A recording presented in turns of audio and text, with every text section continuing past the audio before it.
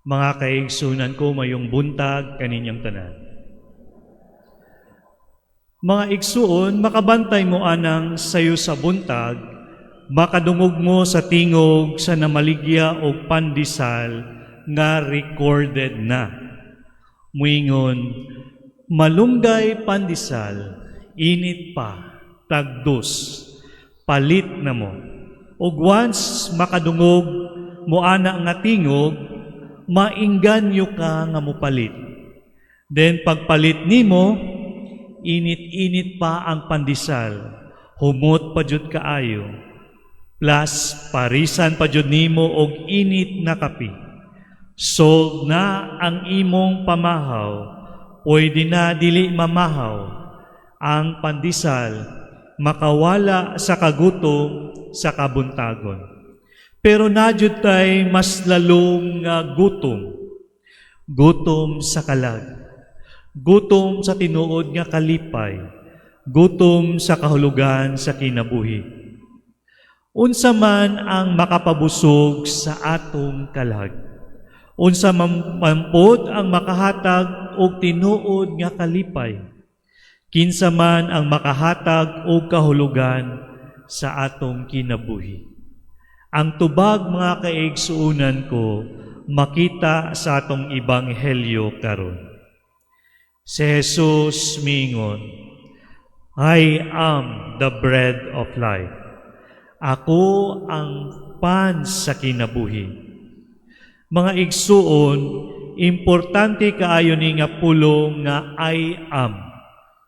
Makahinumdum mong sa daang tugong sa Old Testament, sa dihang gipangutana ni Moses ang Ginoo. Unsa man ang akong isulti sa mga tawo kung mangutana sila kung kinsa ka.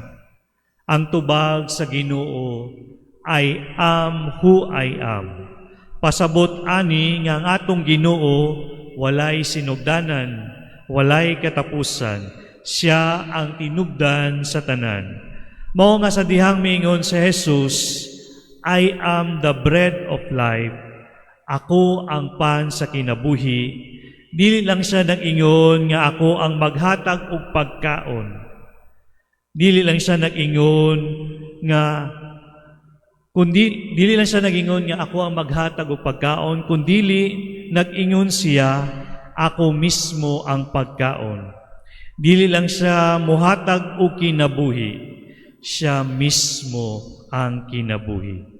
Sa panahon ni Jesus, ang pan, tinapay, or bread, dili pareha karon nga pang merienda lang. Sa panahon ni Jesus, ang bread, dili luxury. Maujud ang pinaka-basic nga pagkaon adlaw-adlaw. Maujud ni ang ilang daily food, staple food. Dili pwede nga walay bread. Kung kita karon dili kompleto ang kaon kung walay rice. Sa ilang panahon dili kompleto ang kaon kung walay pan. Dili pwede nga once a week ra ka mo kaon. Dapat kada adlaw.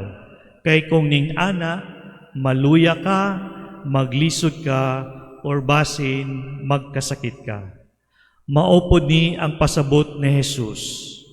Kung siya ang bread of life, dili siya pang occasion lang. Dili siya pang Pasko or pang pista lang.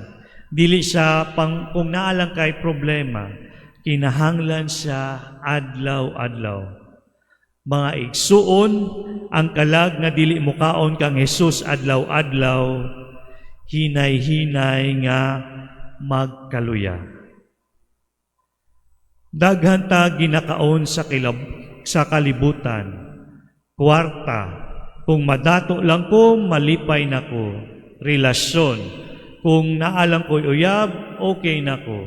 Social media, kung daghan lang ko likes, daghag views, okay na ko. Success, kung dalang ko title o achievement, okay na ko. Makahappy, pero kadali ra. Pero temporary ra. Parehas sa gihapon sa pandisal. Init sa sugod, pero mawala ang kainit. Lamian sa sugod, pero mahurot. Mao ni ang giingon ni Jesus, "Whoever comes to me will never hunger." Dili pasabot nga wala tay problema, pero pasabot natay kalinaw bisan naay problema. Natay kalipay bisan lisod ang kinabuhi. Natay kahulugan bisan usahay walay klaro ang tanan. Kay si Jesus ra ang makabusog sa atong kalag. Mga igsuon, atong pangutano ng atong kaugalingon karon. Kung gikapoy ka, asa man ka mudagan. Kung nasakitan ka, kinsa ang imong duulon. Kung naay kulang sa imong kinabuhi, unsa man ang imong gipangita. Netflix ba, cellphone ba, barkada ba, bisyo ba? Og si Jesus, last option ra ba nato? Emergency ra ba siya? Mao ni ang kamatuoran nga sakit paminawon. Daghan ta ginakaon sa kalibutan, pero gutom gihapon ta. Kay nga naman mga kaigsuunan ko, kay dili si Jesus ang atong giunang gikaon, dili si Jesus ang atong gipili. Mga igsuon sayo sa buntag, ang tendero sa pandesal nagtawag kanato nga mag-ingon, "Malunggay pandesal, init pa, palit na mo." Pero karon, si Jesus mismo ang nagtawag kanimo nga nag-ingon, "Ako ang pan sa kinabuhi, duol na mo, dawat ako, mabusog mo, og hinaut unta, dili ta magduha-duha sa pagduol o pagdawat kaniya." Amen.